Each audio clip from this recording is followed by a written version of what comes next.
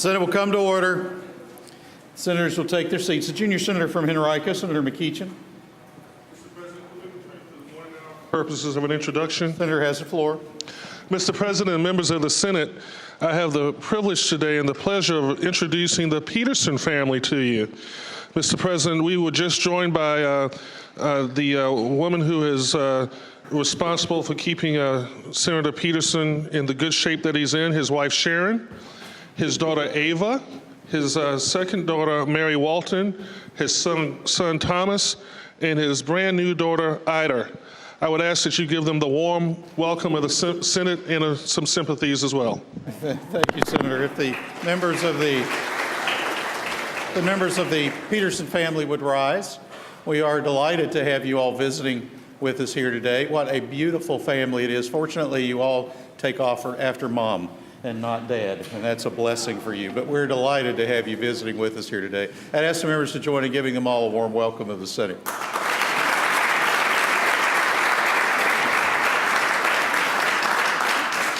The senator from Fairfax City, Senator Peterson. Thank you, Mr. President. That's a hard act to follow, but I'm going to do my best. Point of personal privilege. Rise for actually an introduction. I'll save the point of personal privilege. We have a group here today, fourth graders from Mosby Woods Elementary in Fairfax. The fourth graders have been studying Virginia government and Virginia history. They are accompanied by their teacher, Lydia Cubbage. And there's a great group of students, 27 students and 9 chaperone parents. And I want to welcome them, and I know they're going to have a great day here today in Richmond. Thank you. Senator, if all of our guests with the Mosby Woods Elementary School would rise. We are delighted to have you all visiting with us at the Capitol today. Thank you for coming to Richmond to spend a day with us here in Richmond, and thanks for taking some time to join us in the this afternoon session of the State Senate. We hope you have a great time visiting the Capitol today. I'd ask that the members join in giving them all a warm welcome to Richmond. Senior Senator from Norfolk, Senator Miller. Mr. President, we have with us today in the gallery Mrs. Amina Ali with Fatina Ali and Kiana Simpson. They are accompanied by my legislative assistant, Ms. Rose Prudence, and would you extend to them the warm welcome of the Senate? Thank you, Senator. If Amina Ali and Fatima Ali and Kiana Simpson would rise. We do welcome you all to the Capitol. Thank you for coming up from Hampton Roads to spend a little bit of your day with us here in Richmond, and we hope you have a great time visiting at the Capitol today as well. I'd ask the members join in giving them all a warm welcome of the Senate.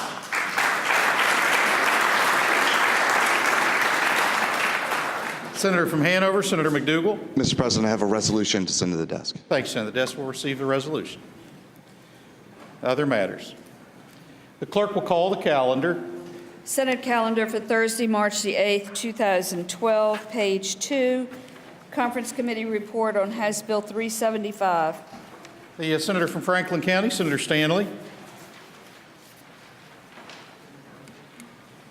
Thank you, Mr. President. I move that we adopt the Conference Committee report, and speaking to that motion. Senator has the floor. Thank you, Mr. President. House Bill 375 was Delegate Pogge's bill with regard to the lawful storage of firearms on certain properties and localities' workplace. What they did in changing the substitute around is they made sure that there is on the back page, of course, an exception, and that exception is stated that the provisions of this section apply to localities and the state, but they do not apply to state-governed entities, departments, or agencies. Basically, that makes it more broad and also applies to colleges and universities that are state-run, state-owned, state-maintained. So based on that, Mr. President, I move that we adopt the Conference Committee report. Thanks, Senator. The senator from Alexandria, Senator Eben. Would the senator yield for a question? Will the senator from Franklin County yield for a question? I will yield. The senator yields. Senator from Alexandria, Senator Eben. I would ask the senator that in the original floor amendment in the nature of a substitute adopted by the Senate, it included public schools. Does this mean now that localities will be prohibited from making regulations against carrying firearms at public schools in the parking lot? Senator from Franklin County, Senator Stanley. Thank you, Mr. President. I would tell the gentleman that the broad language found on line 26 of the substitute from this conference report is all-inclusive, not just for state universities, for also locality schools. I Senator thank from the gentleman. Alexandria, Senator Eben. Thank the gentleman. Thanks, sir. Question is, shall the Senate adopt the conference committee report? All in favor of the motion will record the votes aye. Those opposed, no. Are the senators ready to vote? Have all the senators voted? Do any senators desire to change their vote? Clerk will close the roll. Ayes 26, noes 13. Ayes 26, noes 13. The Senate adopts the conference committee report. Page 9 of the calendar, unfinished business House. House Bill 1160. We reconsidered our motion on reseating yesterday, and that is the motion before us. The Senator from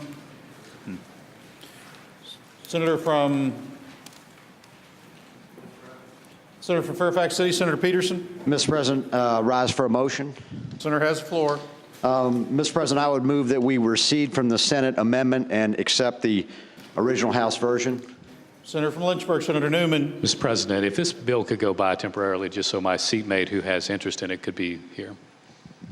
Without objection, House Bill 1160 will go by temporarily. On House Bill 101, the House has acceded to a request for a committee of conference. And the conferees on the part of the Senate, as named by the chairman of Courts of Justice, Senator Norment, are Senators McDougal, Obenshain, and Stewart. On House Bill 624, the House has acceded to the request for a committee of conference. The conferees on the part of the Senate, as named by the chairman of Courts of Justice, Senator Norment, are Senators Vogel, Reeves, and Garrett. On House Bill 968, the House has acceded to the request for a committee of conference. The conferees on the part of the Senate, as named by the chairman of Courts of Justice, Senator Norment, are Senators McDougal, Obenshain, and Stewart. On House Bill 973, the House has acceded to a request for a committee of conference, and the conferees on the part of the Senate, as named by the chairman of Courts of Justice, Senator Norment, are Senators Stewart, Reeves, and Garrett.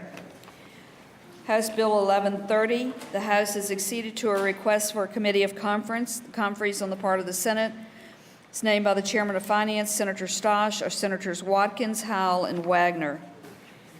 House Bill 1280, the House has acceded to a request for a committee of conference. Conferees on the part of the Senate, is named by the chairman of Courts of Justice, Senator Norman, are Senators Stewart, Vogel, and Obenshain. On House Bill 1291, the House has acceded to the request for a committee of conference. The conferees on the part of the Senate, is named by the chairman of General Laws and Technology, Senator Ruff, are Senators McDougal, Martin, and Peterson. On House Bill 1295, the House has acceded to a request for a committee of conference. Conferees on the part of the Senate, is named by the chairman of General Laws and Technology, Senator Ruff, are Senators Newman, Stewart, and Barker. We're awaiting House action on the remaining bills in that section. Unfinished business Senate. We could return to page 9 and House Bill 1160. Without objection, the bill will continue to go by temporarily.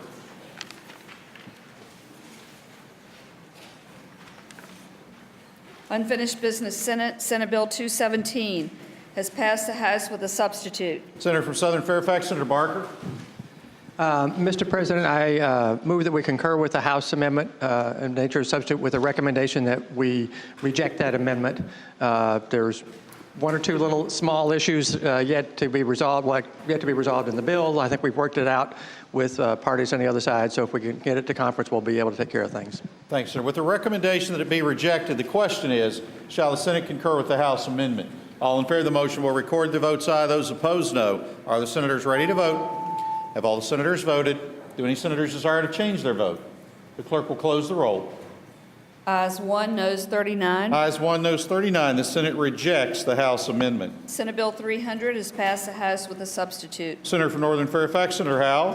Thank you, Mr. President. I would move that we concur with the House substitute. This bill is the Crime Commission bill dealing with protective orders and trying to clear up some of the uncertainties from what we did last year. What the House has just done is made some further clarifying amendments, and I would ask that we accept the substitute. Thanks, Senator. Question is, shall the Senate concur with the House amendment? All in favor of the motion will record their votes aye. Those opposed, no. Are the senators ready to vote? Have all the senators voted? Do any senators desire to change their vote?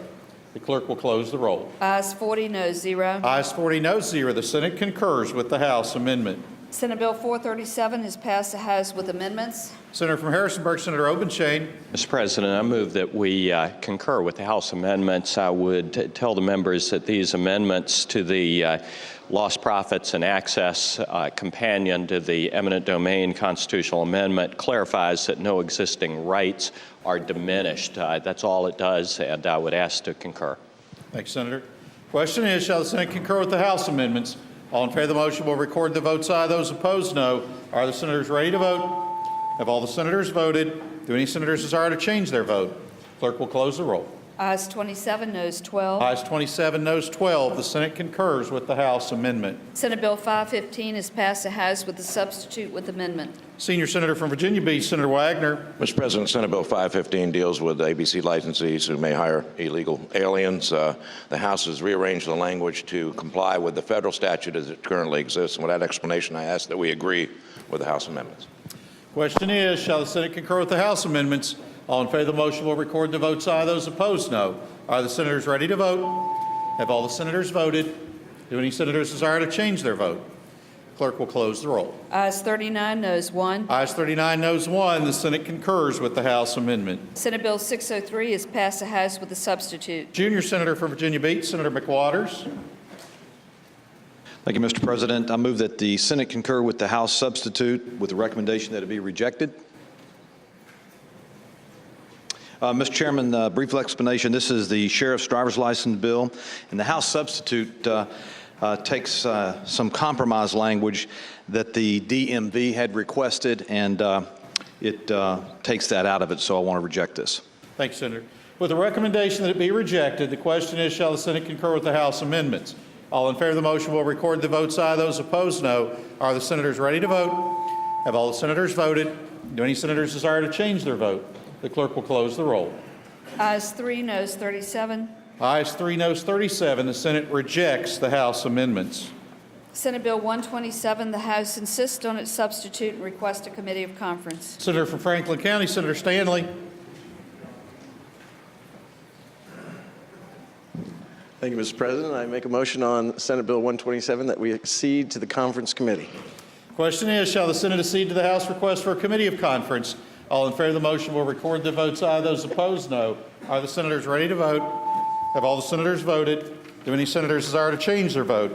Clerk will close the roll. Ayes 39, noes 1. Ayes 39, noes 1. The Senate accedes to the House request for a committee of conference. Conferees on the part of the Senate is named by the Chairman of Courts of Justice, Senator Norman, or Senators Stanley, Vogel, and Reeves. Senate Bill 159, the House insists on its substitute and requests a committee of conference. Senator from Harrisonburg, Senator Obenshain. And I move that we accede to the House request for a committee of conference. Question is, shall the Senate accede to the House request for a committee of conference? All in favor of the motion will record their votes aye. Those opposed, no. Are the senators ready to vote? Have all the senators voted? Do any senators desire to change their vote? The clerk will close the roll. Ayes 40, noes 0. Ayes 40, noes 0. The Senate accedes to the House request for a committee of conference. Conferees on the part of the Senate is named by the Chairman of Courts of Justice, Senator Norman, Senators Obenshain, Garrett, and Reeves. Senate Bill 436, the House insists on its substitute and requests a committee of conference. Senator from Harrisonburg, Senator Obenshain. Mr. President, I'd ask that we accede to the House request for a committee of conference. Question is, shall the Senate accede to the House request for a committee of conference? All in favor of the motion will record their votes aye. Those opposed, no. Are the senators ready to vote? Have all the senators voted? Do any senators desire to change their vote? Clerk will close the roll. Ayes 40, noes 0. Ayes 40, noes 0. The Senate accedes to the House request for a committee of conference. Conferees on the part of the Senate is named by the Chairman of Courts of Justice, Senator Norman, or Senators Obenshain, Garrett, and Reeves. Senate Bill 497, the House insists on its substitute and requests a committee of conference. Senator from Powhatan, Senator Watkins. Mr. President, I move that we accede to the request of the House of Delegates for a committee of conference. Question is, shall the Senate accede to the House request for a committee of conference? All in favor of the motion will record the votes aye. Those opposed, no. Are the senators ready to vote? Have all the senators voted? Do any senators desire to change their vote? Clerk will close the roll. Ayes 40, noes 0. Ayes 40, noes 0. The Senate accedes to the House request for a committee of conference. Conferees on the part of the Senate is named by the Chairman of Finance, Senator Stosh, or Senators Watkins, Wagner, and Howell. Senate Bill 498, the House insists on its substitute and requests a committee of conference. Senator from Powhatan, Senator Watkins. President, I move that we accede to the request of the House of Delegates for a committee of conference. Question is, shall the Senate accede to the House request for a committee of conference? All in favor of the motion will record their votes aye. Those opposed, no. Are the senators ready to vote? Have all the senators voted? Do any senators desire to change their vote? Clerk will close the roll. Ayes 40, no 0. Ayes 40, no 0. The Senate accedes to the House request for a committee of conference. Conferees on the part of the Senate is named by the Chairman of Finance, Senator Stosh, or Senators Watkins, Wagner, and Howell. Senate Bill 535, the House insists on its substitute and requests a committee of conference. The senator from Prince William, Senator Colgan. President, I move the Senate agree to this House request for a committee of conference. Thank you, Senator. This question is, shall the Senate accede to the House request for a committee of conference? Question. All those in favor of the motion will record their votes aye. Those opposed, no. Are the senators ready to vote? Have all the senators voted? Do any senators desire to change their vote? Clerk will close the roll. Ayes 40, no 0. Ayes 40, no 0. The Senate accedes to the House request for a committee of conference. Conferees on the part of the Senate is named by the Chairman of Finance, Senator Stosh, or Senators Colgan, Ruff, and Hanger. We're awaiting House action on the last two bills. Senate bills with governor's recommendation. Senate Bill 337. Senator from Lynchburg, Senator Newman. Mr. President, I would move that we adopt the governor's amendment and speaking to that motion. Senator has the floor. Mr. President, you'll recall that this is the omnibus DMV bill. It came after the tragic death of a DMV employee. It also is the one that produced DMV as the storefront for the Commonwealth for many of our agencies. Mr. President, when this passed, it had in it a portion in lines 61 through 64 that stated that if you showed up to do your driver's license to get your driver's license education without someone who had a valid driver's license, then you would not be able to take the test. After the AG looked at the provisions there, he thought that it had some constitutional problems, and so the amendment basically just takes out that small portion of the bill. I hope we would agree with the governor's amendment. Thank you, Senator. Question is, shall the Senate adopt the governor's recommendation? All in favor of the motion will record their votes aye. Those opposed, no. Are the senators ready to vote? Have all the senators voted? Do any senators desire to change their vote? The clerk will close the roll. Ayes 40, no 0. That's good. Ayes 40, no 0. The Senate adopts the governor's recommendation. Sorry, it's the stories behind the scenes. Senate Bill 503. The senior senator from Fairfax, Senator Saslaw. Mr. President, can that go by for the day, please? Without objection, Senate Bill 503 will go by for the day. Uncontested calendar House Bill on third reading. House Bill 1294, a bill to prohibit certain local fees related to churches, synagogues, or other places of worship. Reported from the Committee on Local Government with a substitute, and we have several floor amendments. The senator from Roanoke County, Senator Smith. Mr. President, I first move that the substitute be approved. Question is, shall the committee substitute be agreed to? All in favor of the motion will say aye. Aye. Opposed, no. The ayes have it. The committee substitute is agreed to. The senator from Western Fairfax, Senator Marsden. Thank you, Mr. President. I would first waive the reading of the amendments. Question is, shall the reading of the floor amendments be waived? All in favor of the motion will say aye. Opposed, no. The ayes have it. The reading of the floor amendments is waived. Senator from Western Fairfax, Senator Marsden. Thank you, Mr. President. Next, I would like to withdraw amendment number 1 of 2 that were entered in my name. Without objection, amendment number 1 will be withdrawn. Senator from Western Fairfax, Senator Marsden. Thank you, Mr. President. This amendment clarifies the difference between the general state statute and the continued authority which was never taken away taken out of the code for local charters, and it just clarifies the situation, puts it in the proper legal posture.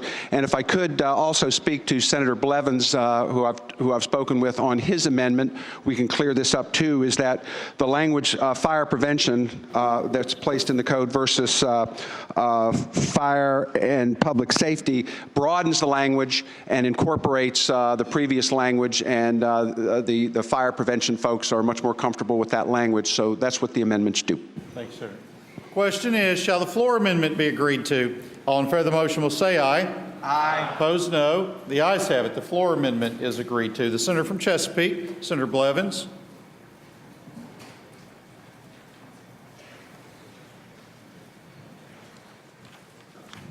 Mr. President, this bill is Delegate Spruill's bill because I am now representing part of Portsmouth. He's asked me to speak to the bill, and so the amendments that have been presented to you, I want to waive the reading of the amendments. Question is, shall the reading of the floor amendment be waived? All in favor of the motion will say aye. Opposed, no. The ayes have it. The reading of the floor amendment is waived. Senator from Chesapeake, Senator Blevins. Mr. President, the amendment would strike fire and fire safety, life safety, and the insert strike that and insert fire prevention that was brought to me at the request of the fire department representative here at the Capitol. So I so move that we pass that. Thank you, Senator. Question is, shall the floor amendment be agreed to? All in favor of the motion will say aye. Opposed, no. The ayes have it. The floor amendment is agreed to. The senator from Roanoke County, Senator Smith. Yeah, Mr. President, I move the bill pass.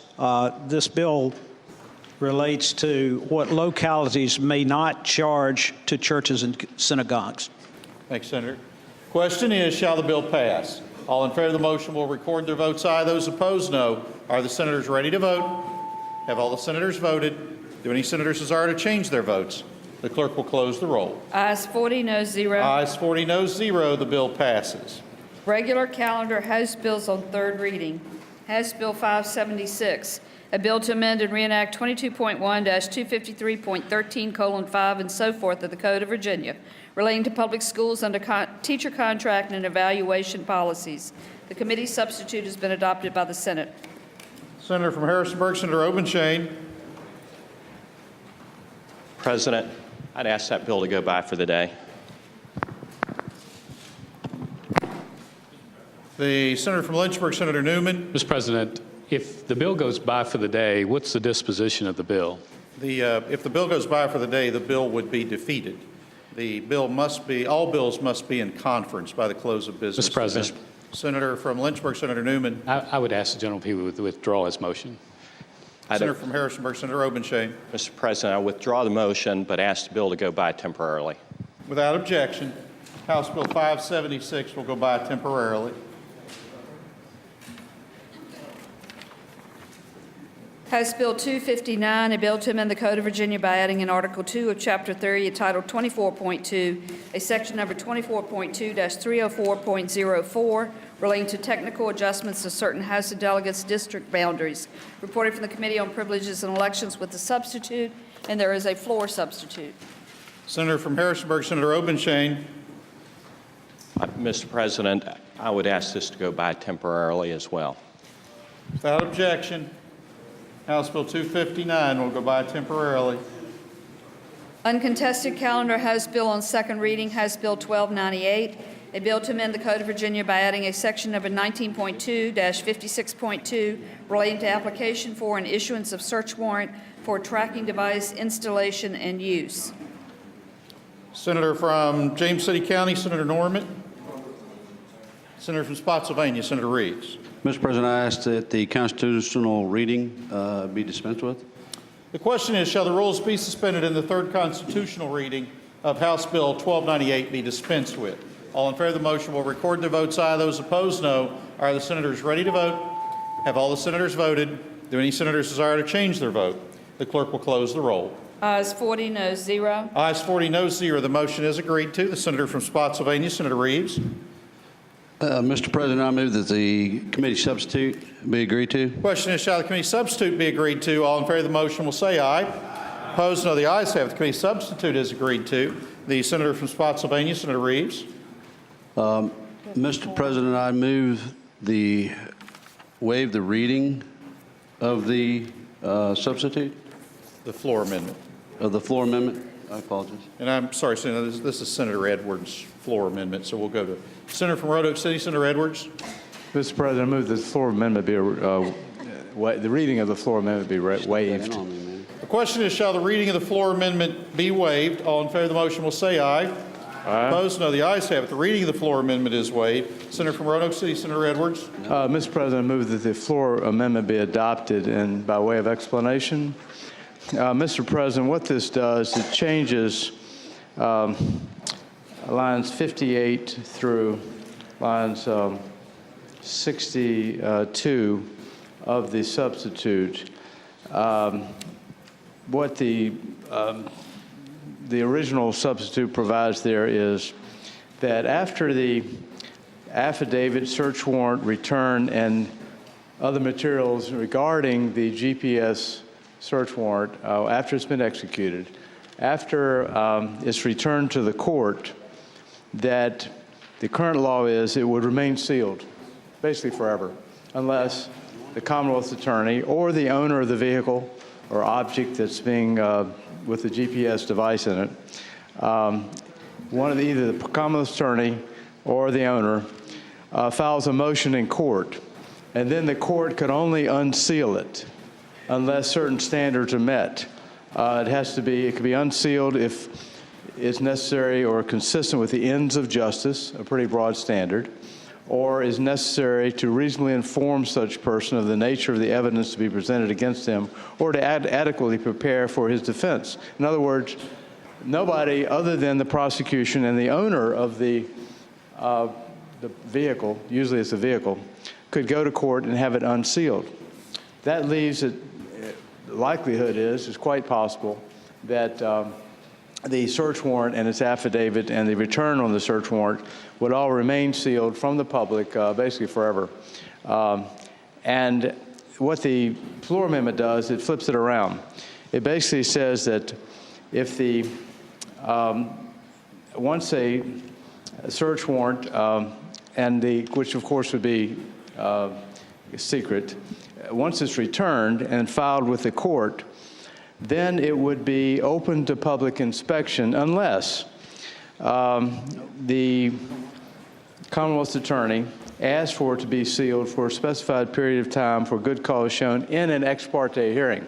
Now, Mr. President, as a former prosecutor myself, this is not hard to do, to get the search warrant that's been executed and returned, to get it sealed by the court. It happens all the time. It's very easy for the prosecutor to go in and ask the judge that we've returned the search warrant, we've got the inventory, we've executed the search warrant. Now it's time to seal it until such time as the prosecutor believes it ought to be unsealed. And, Mr. President, this is typically how search warrants are done. If we leave it the way it is, as it came out of committee on an 8-7 vote as far as this issue is concerned, if we leave it the way the substitute is, it would mean these search warrants would remain, as a practical matter, sealed forever, unless, again, the prosecutor or the owner of the vehicle decides to go to court to get it unsealed. This is the more logical way to do it. It does not hurt law enforcement at all. It's not hard for the prosecutor to go in and ask for an ex parte, in an ex parte proceeding, meaning a secret proceeding, the prosecutor and the judge alone, saying, please, Judge, seal this until such time as I ask you to unseal it. That's properly how it should be done. So that's what this floor amendment does, Mr. President. Thank you, Senator. Senator from James City County, Senator Norman. Mr. President, would the gentleman from Roanoke yield for a question, please? Will the senator from Roanoke City yield for a question? I'll be happy to yield for a question. Senator yields. Senator from James City County, Senator Norman. Mr. President, my question was that House Bill 1298 was taken up in the Senate courts of Yes, Justice Mr. President, was... Excuse me, if I could finish my question, please. The Senate Courts of Justice Committee took House Bill 1298 up here very recently, and were you not in attendance at that meeting, sir? Senator from Roanoke City, Senator Edwards. I was very much in attendance. Okay. Senator from James City County, Senator Norman. And, Mr. President, does the gentleman recall that we spent somewhere between an hour and a half and an hour and 45 minutes on House Bill 1298? Senator from Roanoke City, Senator Edwards. Mr. President, this was a very controversial issue. Yes, Mr. President. We spent a long time on this, and it was Senator from James. We dealt with it. Senator from James City County, Senator and Norman. my final question, Mr. President, to the gentleman is, did you not advocate this amendment in committee, and after due consideration, it was not adopted? Senator from Roanoke City, Senator Edwards. It was not adopted, I believe, on an 8-7 vote, if I'm not mistaken. Thank you, Senator. Senator from Stafford County, Senator Stewart. Thank you, Mr. President. Was the senator yield for another question? Will the senator from Roanoke City yield for a question? I'll be happy to yield for another question. Senator from Stafford County, Senator Stewart. Thank you, Mr. President. I would ask the senator, in fact, this was the exact amendment that was presented yesterday that we debated at length. Senator from Roanoke City, Senator Edwards. Exactly, except for one word, temporary. I took a word out as being unnecessary. Other than that, it's identical, exactly. Senator from Stafford County, Senator Stewart. And, Mr. President, I would ask the gentleman if he would concur that what this bill is about is to allow a GPS tracking device to be placed on a vehicle or in a pocket or a container or something to track the whereabouts of a vehicle or a person for purposes of investigation of criminal acts. Senator from Roanoke City, Senator Edwards. That's exactly right. The United States Supreme Court held that this is a Fourth Amendment issue and a search warrant is needed. Senator from Stafford County, Senator Stewart. Mr. President, I would further ask the gentleman that if you track someone's movements for an extended period of time, there will be movements that those folks make that do not conform to criminal acts. Would he agree with that? Senator from Roanoke City, Senator Edwards. I would certainly assume so. Senator from Stafford County, Senator Stewart. Mr. President, would he yield for another question? Senator yields. Be Senator happy from Stafford to County, yield. Senator Stewart. Be happy to yield. And, Mr. President, under his proposed amendment, would not then all of the places that this individual, who may be a perfectly innocent individual, that they visited, went to, whatever they did, would be disclosed to public review? Senator from Roanoke City, Senator Edwards. Mr. President, it depends on what the return shows. Senator from Stafford County, Senator Stewart. Mr. President, would the gentleman yield for another question? I'll be happy to yield. Senator yields. Mr. President, isn't the intent of this amendment to put in for public inspection everything that that individual did while that individual was being tracked with that GPS? Senator from Roanoke City, Senator Edwards. Mr. President, again, it depends on what the return is. The idea of the thrust of the floor amendment is to open it up unless the prosecutor gets a sealed order for sealing the search warrant return. Senator from Stafford County, Senator Stewart. Gentleman, yield for another question, Mr. President. Senator yields. Be happy. Senator from Stafford County, Senator Stewart. And perhaps I don't have to keep answering that, Mr. President, asking that question. No, you do. Mr. President, I would further ask the senator if in fact any criminal actions were traced as a result of that GPS, would not that data or information be disclosed to the public by virtue of the criminal trial? Senator from Roanoke City, Senator Edwards. Mr. President, it might be. If the prosecutor presented that evidence, it could be. Not necessarily. Not every piece of information a prosecutor has is presented as evidence in court, as you know. Senator from Stafford County, Senator Stewart. Mr. President, I thank the gentleman. I'd like to speak to this, if I may. Senator has the floor. Mr. President, we debated this a long time yesterday, and this is a really important issue, and some would disclose this as an open government issue, and I'm one of those folks who is a strong advocate for open government and people being able to see what everybody's doing, and I think it's extremely important. But this is a unique situation because you have people who are innocent who may be tracked with a GPS in order to find out the contacts that they're making. Likewise, it could be somebody that has criminal intent that you're trying to track. But what happens is, if you open all of this return up, you then would disclose for public inspection everything that person did that may not have been criminal in nature. And so I think that is a significant policy consideration. When you have a traditional warrant. For what purpose does the senator rise? I wonder if the senator from Stafford would yield for a question. When I finish, Mr. President. Thank you, Mr. President. When you have a traditional warrant, Mr. President, you're looking for something tangible. And you apply for that warrant, you go in, you try to seize that tangible evidence, you come back, and there's a return made on that, and that evidence is going to be used in trial. In this particular instance, you're going to have evidence via GPS tracking device, and that evidence is going to come back and it's going to be used in trial. That will be disclosed to public review. But all of the other things that these folks did should not be disclosed to public review. I think that that is a bad policy statement to have. It's akin to a wiretapping situation where you tap somebody's phone and you listen to all their conversations, and there could be some pretty embarrassing conversations that could cause life-altering events for that individual that may not be criminal and may not be related to the criminal investigation. But yet you may cause them very injurious results. The same standard applies here. We don't want to disclose what these people are doing privately in their lives without criminal intent to the general public, because it just would be unreasonable, Mr. President. I will yield.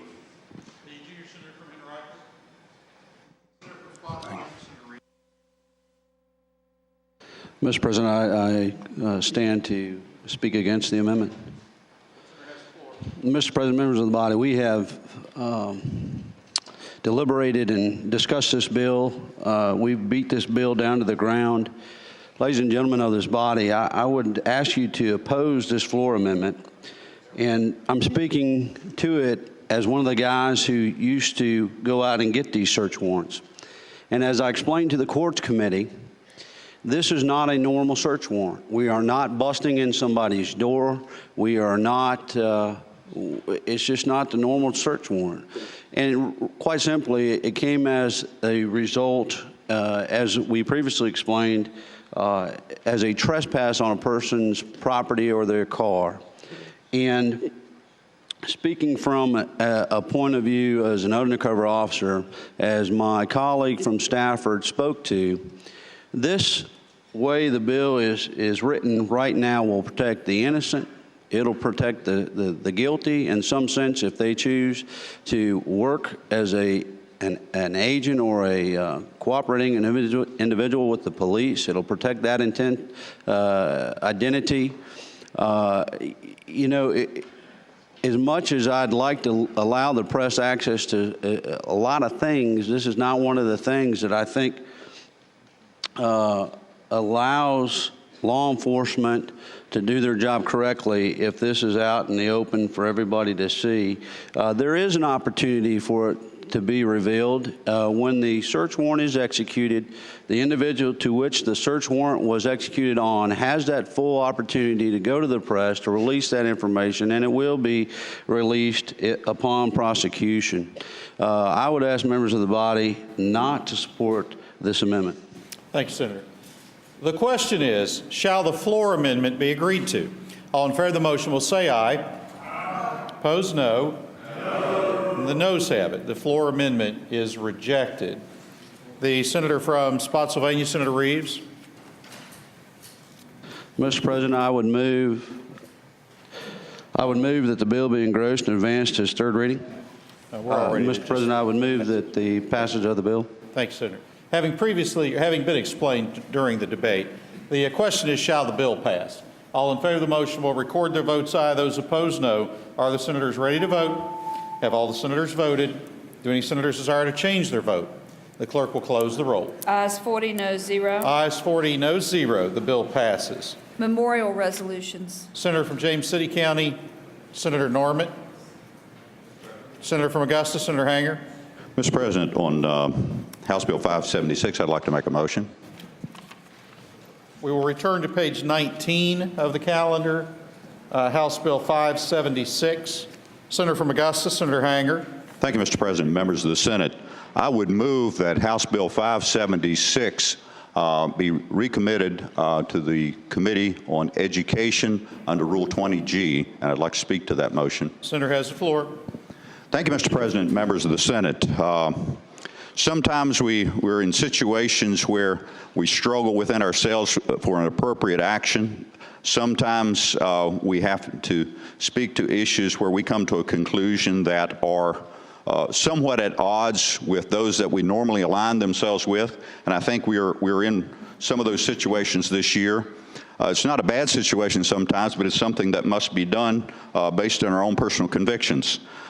This bill represents an attempt at significant reform, and I applaud the governor for his initiative in bringing this level of scrutiny and attention to public education, because I think we all are strong supporters of public education, and we want to do the best that we can in that arena because we're spending a lot of money.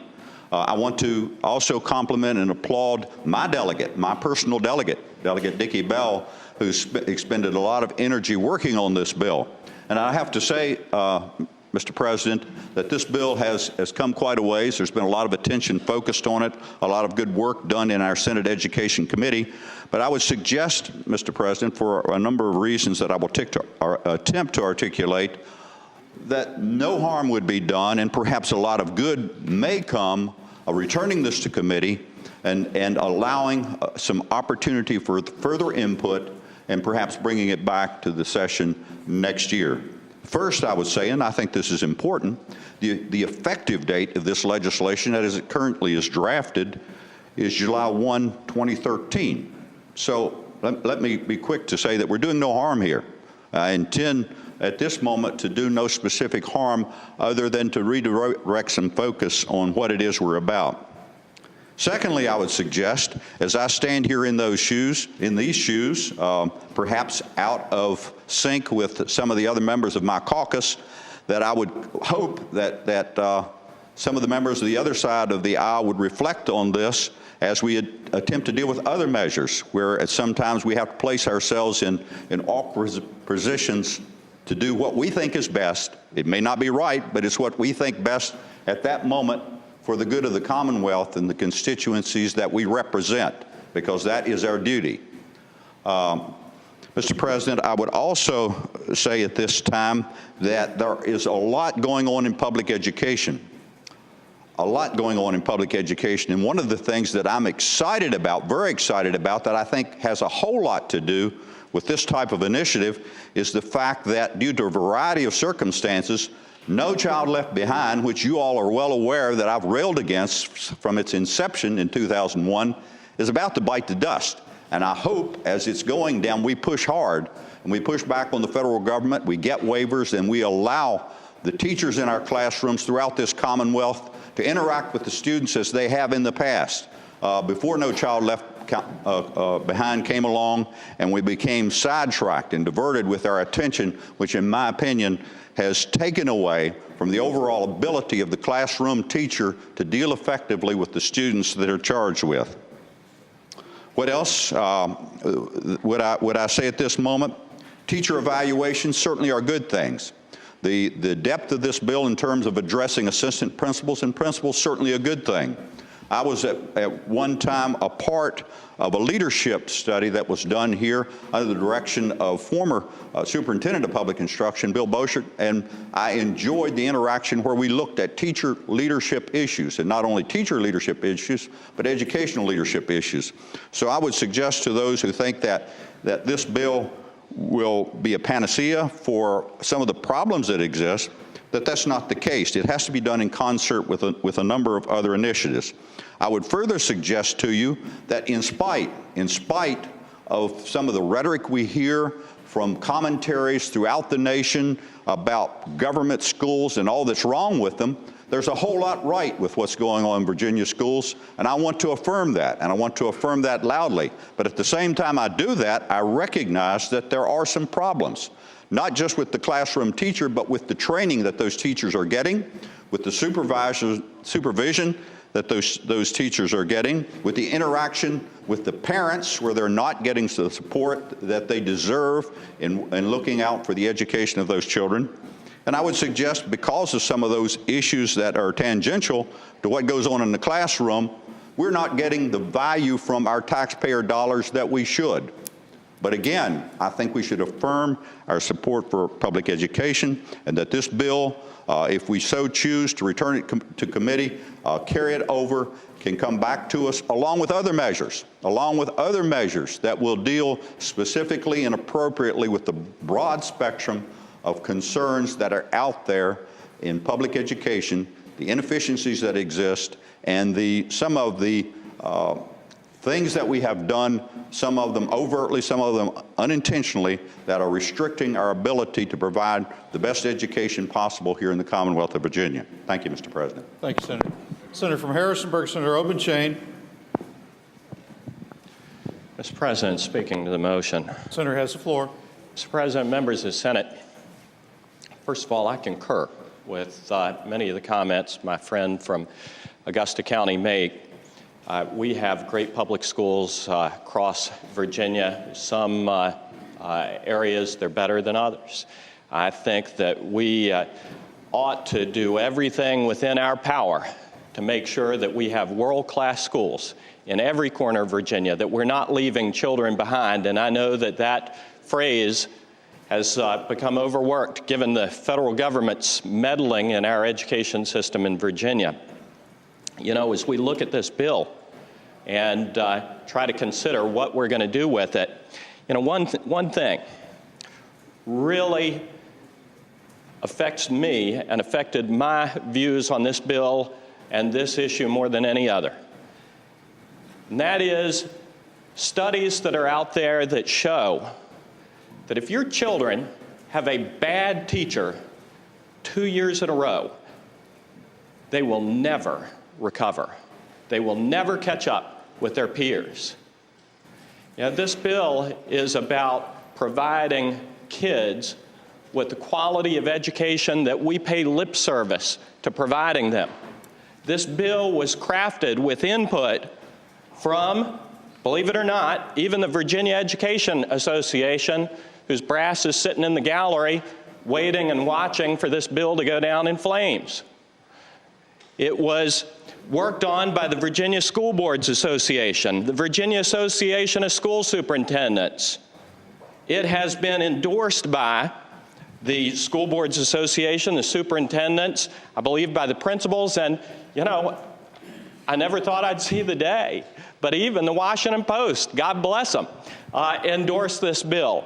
And in an editorial written by the Washington Post, they wrote about the package that included this piece of legislation and indicated that this legislation to remove ineffective teachers by ending Virginia's practice of continuing contracts, which is akin to tenure, is something that they thought was a worthy and important initiative, one of the most important of the session.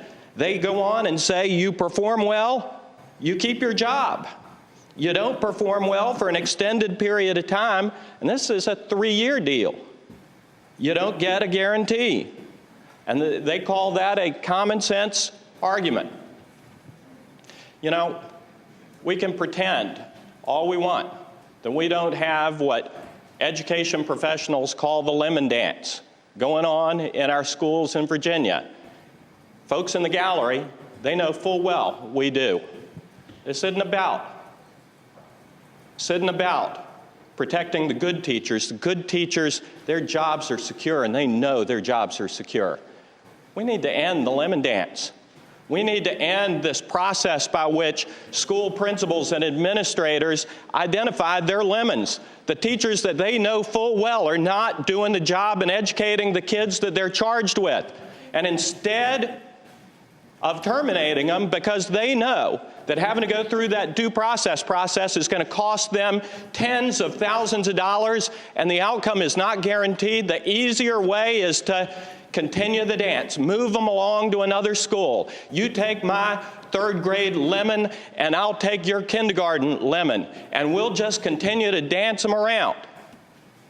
That is a huge disservice to the good teachers, the overwhelming majority of teachers in our system who are doing a great job educating our kids. It is a disservice to the kids that we're charged with educating. My children are products of the public schools, and they got a great education. And I wish I could tell you that there weren't a couple of lemons in that process, but, you know, there were. This is about giving school administrators the tools necessary to do the job. And talk about doing the job, we're sent down here to do a job ourselves. The job that we're sent down here to do is to cast tough votes on tough bills. And this is a tough bill. It's not easy to stand up with the VEA looking down at us, ready to go back and report to our own school divisions that we're about to vote on a bill that's going to affect tenure. Mr. President. For what purpose does the senator rise? Point of parliamentary inquiry, Mr. President. Senator has the floor. Is it appropriate for a member of this body during the course of a debate to make constant references to individuals in the gallery? Senator, I will not say that it is appropriate. However, it does not violate a rule of the Senate. Thank you, Mr. President. Senator from Harrisonburg, Senator Obenshain. Mr. President, and to the senator from Henrico County, I will apologize if I have made anybody sitting in the gallery feel uncomfortable. And I hope that I have not made them feel uncomfortable or unwelcome. But I do want to say that we have a job and an obligation, and that is to come down here and cast tough votes on tough issues, even if it's going to upset people. We have had this bill here once before, and we cast that tough vote on this tough issue. And I don't understand why we would want to send this back to committee to die instead of casting that tough vote right here, right now, to give it the thumbs up or the thumbs down so our constituents can see what we believe about whether the lemon dance ought to continue to operate and about whether we are going to be satisfied with the education that we're providing our children. It's a very good education in most places. But why should we settle for not doing better? Why should we take away from our administrators an opportunity to provide a better education to our kids who are going to provide the future for this economy, for this Commonwealth? Mr. President, I would ask the members to vote no on this effort to recommit this to committee. The junior senator from Loudoun, Senator Black. Thank you, Mr. President. I rise to oppose the motion. Ladies and gentlemen, before the session began, very early on when we were first filing bills, I received a couple of emails. Now, we've all received thousands of emails at this point, but the first two emails on this issue came from public school teachers, and both of them, it was very interesting, both of them said roughly the same thing. They said, look, we take enormous pride in what we do for children. We really have pride in our profession. And we hope that this bill will go through because every teacher who is out there understands that there are a couple of lemons in every school. And you know that when there's a lemon in that school, the children are being failed, they are not being educated properly, and frankly, it dishonors the profession because it is a very proud profession. And those teachers were saying, let's get rid of them. If they're not teaching the children, if they're failing the children, then let's get them out of there and improve the profession. Ladies and gentlemen, I sat on the Education Committee over in the House for many years. I can't remember a bill that offered the fundamental reform possibilities that this bill does. And it is interesting that the superintendents of schools are saying, yes, we're for it. We've got a number of education groups that are saying, yes, we are for this bill. So it's not a partisan thing. It's not, are you for schools or are you against schools? It is an issue of, are you for letting children fall by the wayside because they have a lemon teacher, and that lemon teacher, as long as they stay there, they're going to fail those children, and then at a certain point, most principals, now some principals are very dedicated, and they will bite the bullet, and they'll give the poor ratings to the teacher over a period of time. They'll go through all the enormous hurdles to eliminate them. But frankly, it is public nature, or it's human nature to say, too big a problem, I'll just rate them satisfactory, I'll move them on, and I'll trade them with Joe on the other side of town. Children should not have to suffer through this. Ladies and gentlemen, let's go ahead and vote on the bill. Let's just honestly vote on this bill. I don't believe that I have ever seen a public education bill of as profound significance as this one in all the years that I've served in the General Assembly, and I hope that we will defeat that motion. Thank you, Senator. The Senator from James City County, Senator Norman. Mr. President, speaking sort of to the motion. Senator has the floor. You know, one of the things that I have admired as I have vicariously observed my friends down the hall in the House, when contrasted with the Senate, that at least on this side of the aisle in the Senate Republican caucus, we do not have a vehicle that is referred to as a binding caucus vote. And what that translates into in practicality is that we try to allow each member of our caucus on any and all pieces of legislation to express their opinion, and there is an expectation that when that opinion is expressed, even if it is a minority view within that group, that that opinion is going to be accepted with some civility and with some tolerance. And I suggest, as I have listened to some of the comments on the floor about this motion today, that I don't think that vituperative comments move one vote in the direction that you want them to go. In fact, it has the effect on occasions of eroding support of those who might otherwise advocate for that. Now, I heard about tough votes. Let's talk about tough votes. There are some who think that I may be the leader of the Republicans, and there are other monikers that are affixed to my position on the floor of the Senate.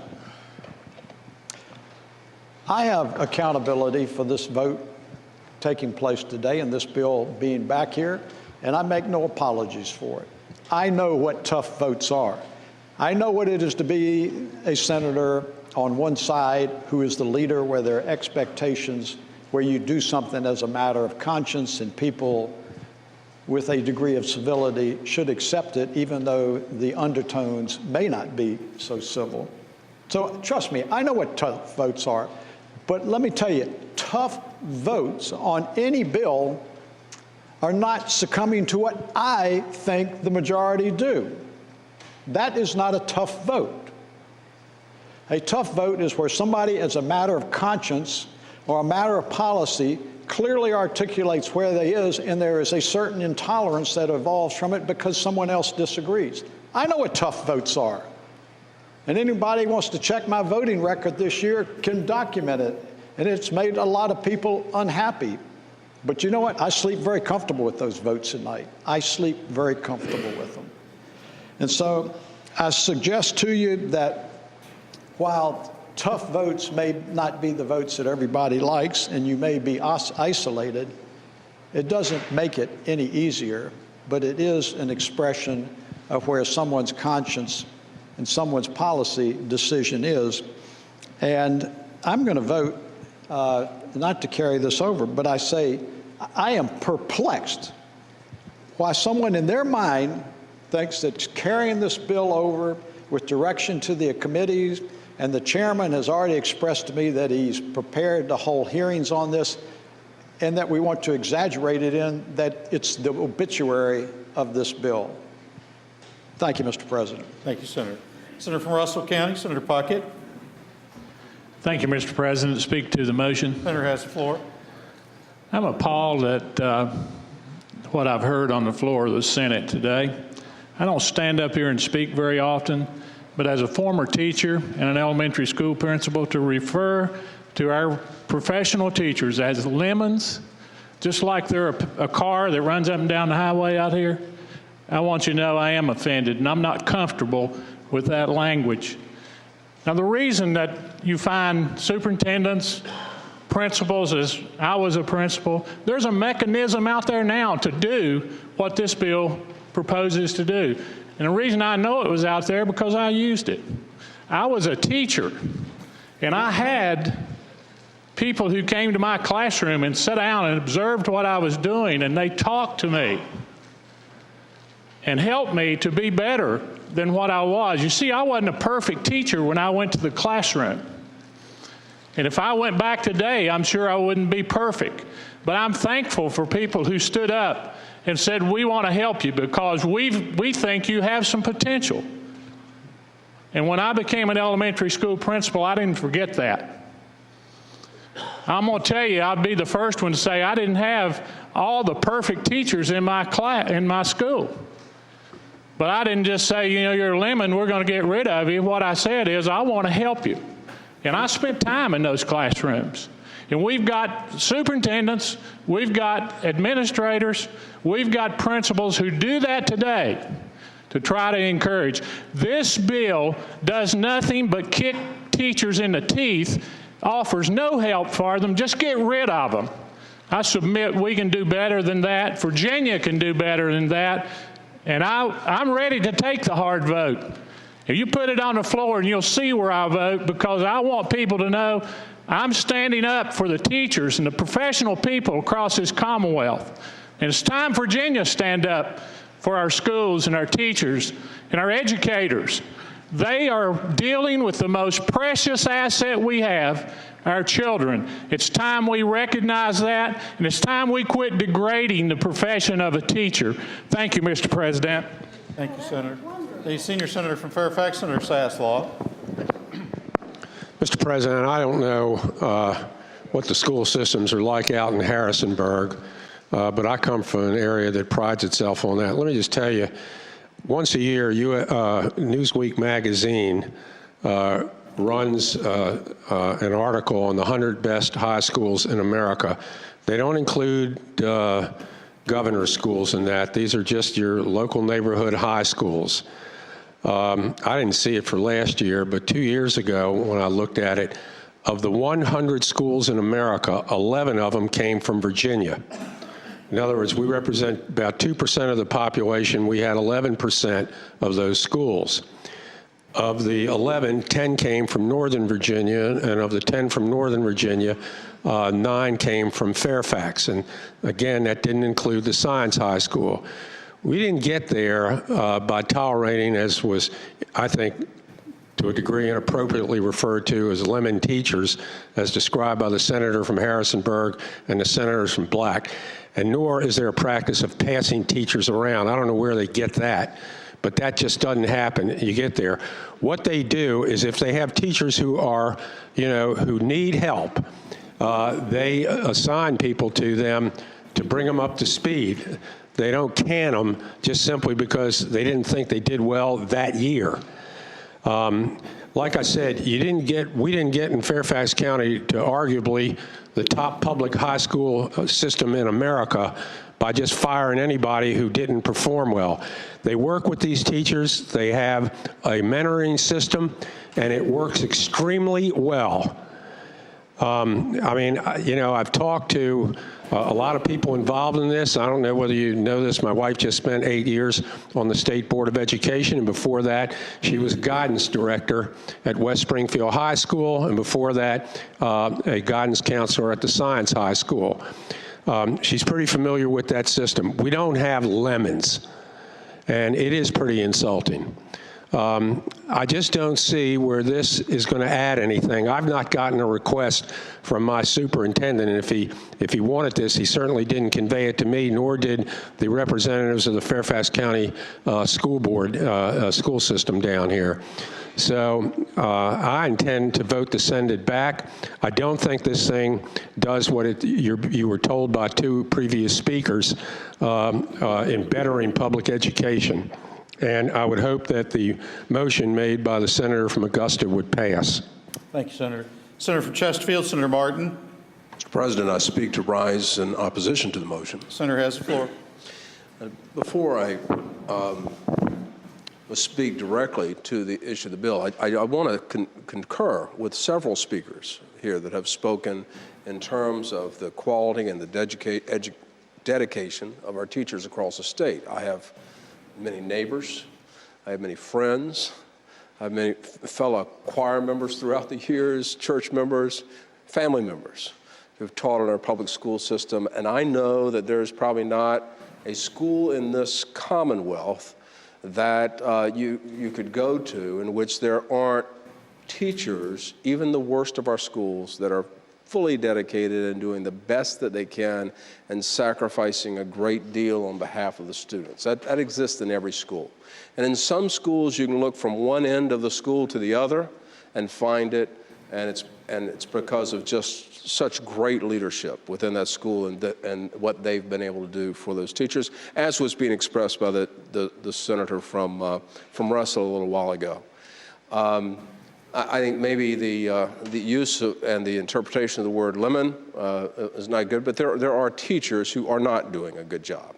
And in a situation where you have, and we all can probably point to a jurisdiction or here or there, that have got especially strong problems, great problems with availability of quality educational opportunities and choices in the region, and combined with the use of the grievance procedure in areas where there are bad schools and bad teachers, it creates a problem where those students just really don't have the kind of options we'd like to make available for them, and quite frankly is the very basis for the reason why we have a public school system in the state of Virginia. We have a public school system to make sure that no matter who you are, no matter what your social situation, your financial situation, your region, you have an opportunity for quality education.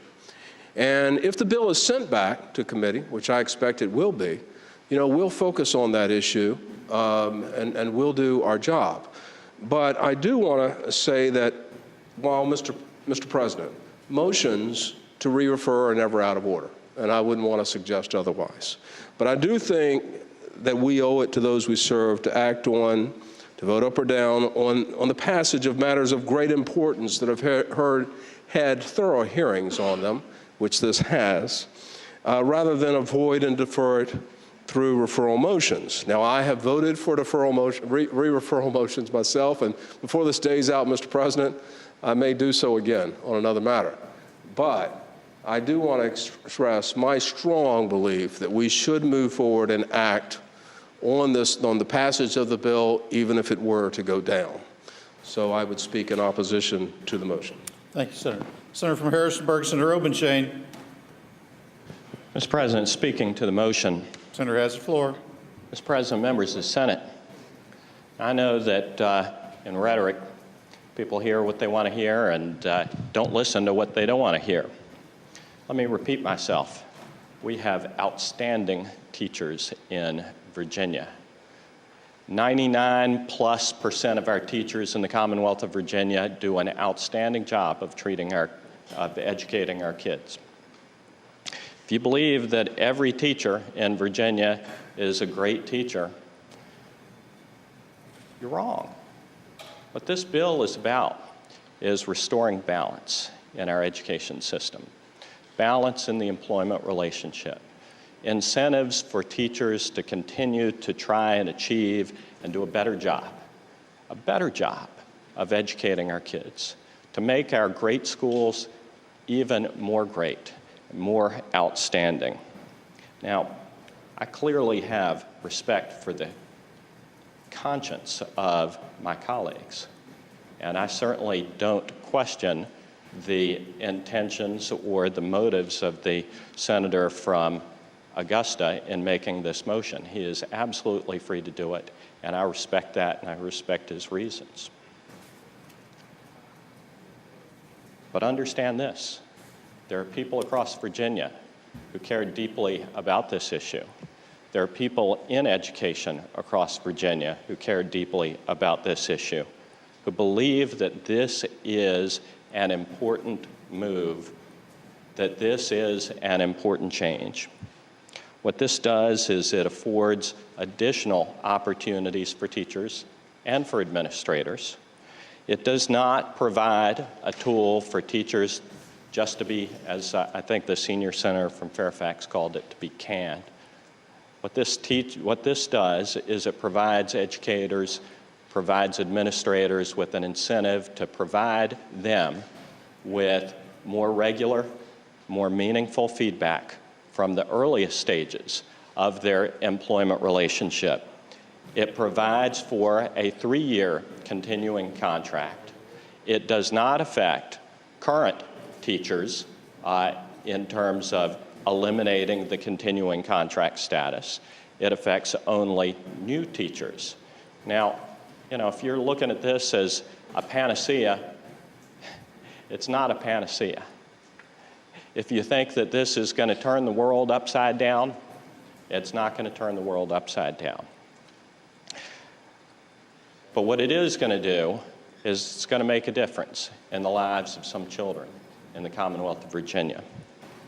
Now, the senator from James City County suggested that the motion to send it back to committee isn't going to kill this bill. Now, I was born at night, but it wasn't last night.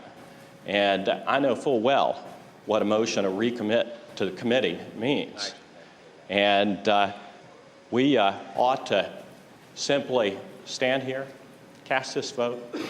Let's decide whether we're going to change this balance, whether we're going to take a stand, as the Washington Post says, for common sense, which this represents. If you do a good job, you're going to be in good shape.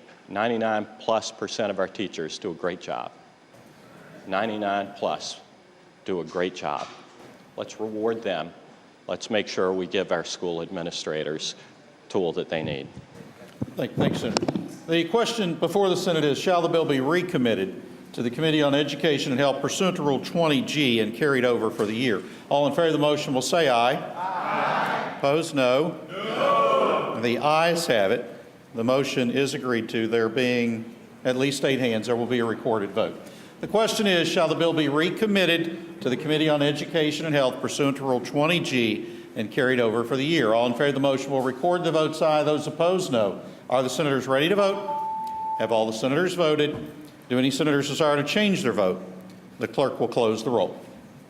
Ayes 23, noes 17. Ayes 23, noes 17. The motion is agreed to. The bill is recommitted to the Committee on Education and Health. On page 20 of the calendar, House Bill 259, Senator from Harrisonburg, Senator Obenshain.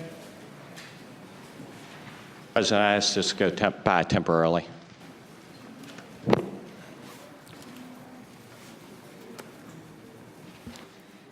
Memorial resolutions. The senator from James City County, Senator Norman.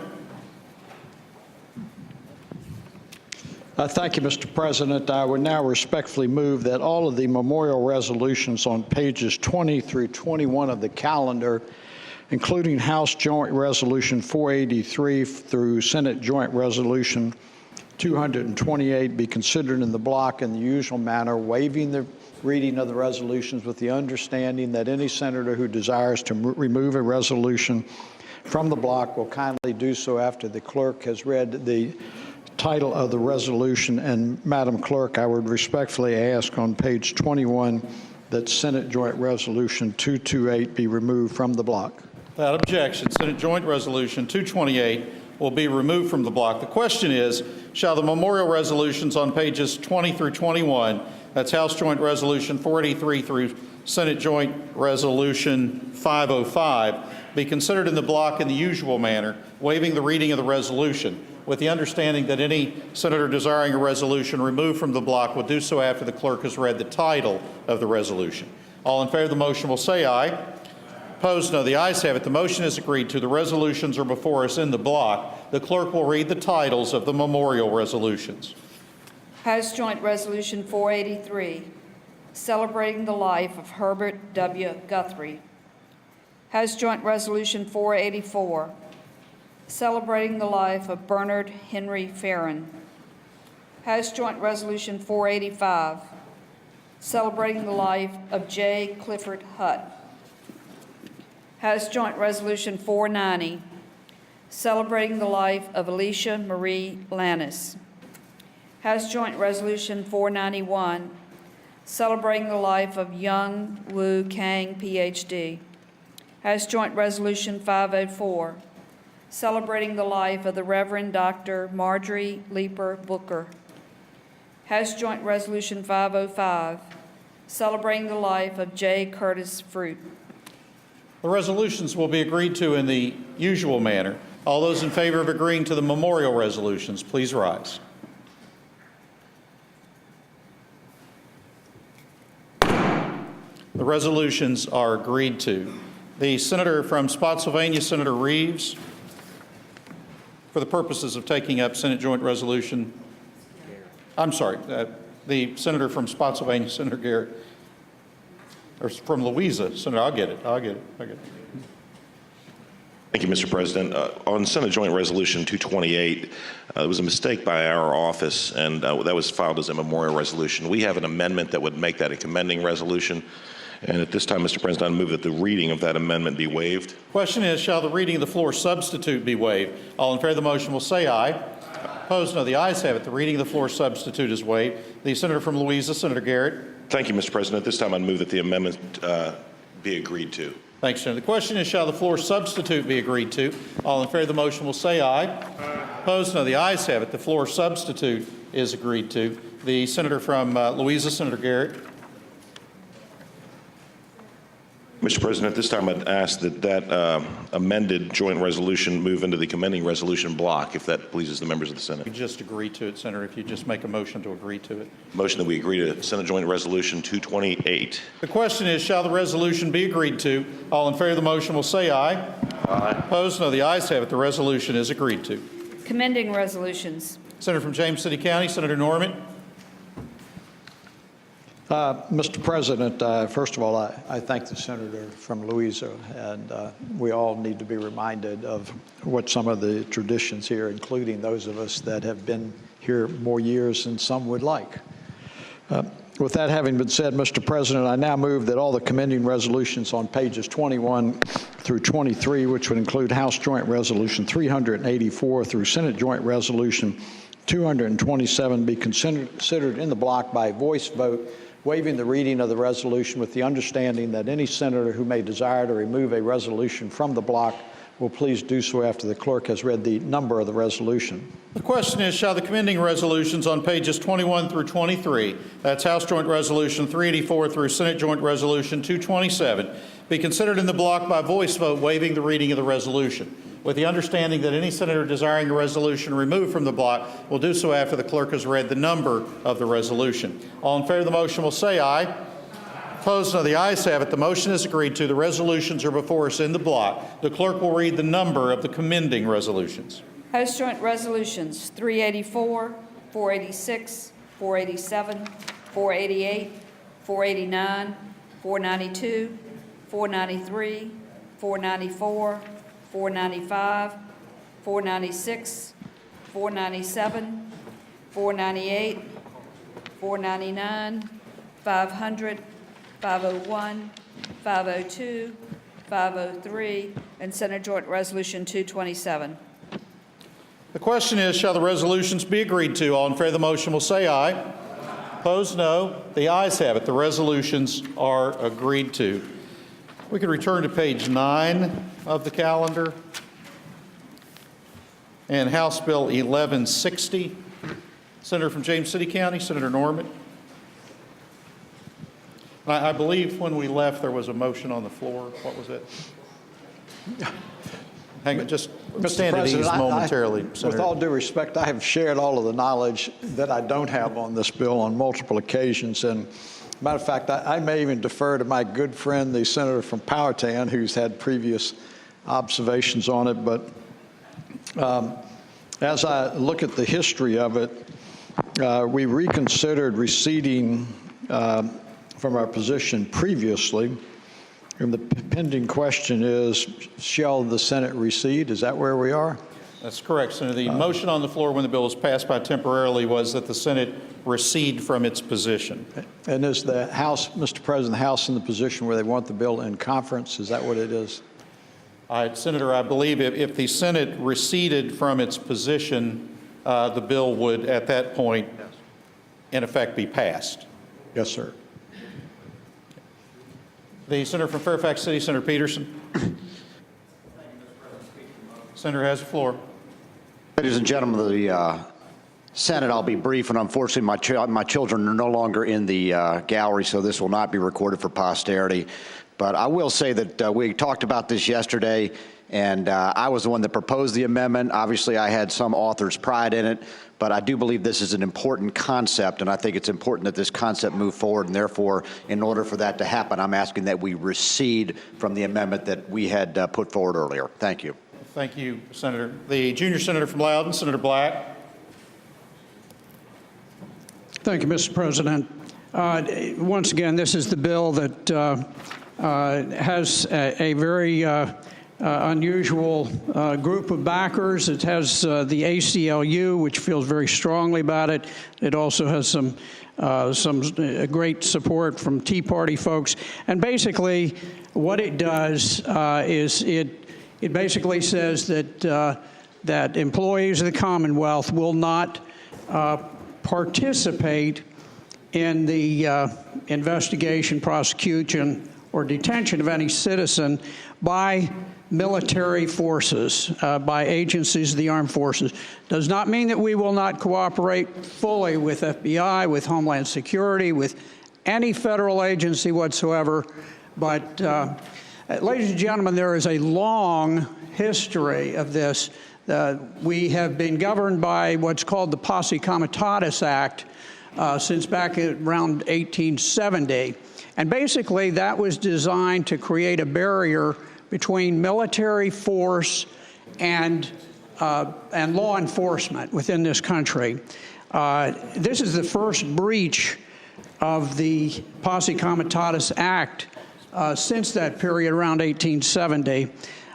This is the bill in which President Barack Obama said, my administration will not authorize the indefinite military detention without trial of American citizens.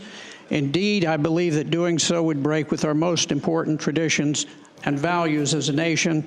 Ladies and gentlemen, I support the motion to recede, and I ask that you do so. Thanks, Senator. The question is, shall the Senate recede from its position? All in favor of the motion will record their votes aye. Those opposed, no. Are the senators ready to vote? Have all the senators voted? Do any senators desire to change their vote? The clerk will close the roll. Ayes 37, noes 1. Ayes 37, noes 1. The Senate recedes from its position. The Senate will stand at ease momentarily.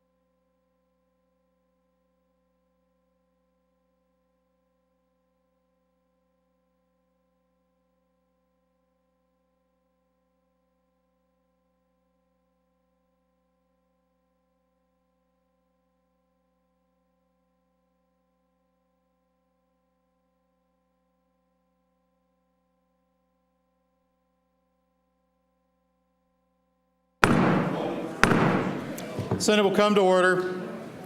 The senators will please take their seats, direct their attention to page 20 of the calendar, House Bill 259. The senator from Hanover, Senator McDougal. Mr. President, I move that HB 259, pursuant to Rule 20G, be recommitted to the Committee on Privileges and Elections and carried over for the year. Thank you, Senator. Re-referred. The question is, shall the bill be recommitted to the Committee on, the Senator from Harrisonburg, Senator Obenshain? Mr. President, I don't know why I should break my streak today disagreeing with members of this side of the aisle, but I would ask members to vote no.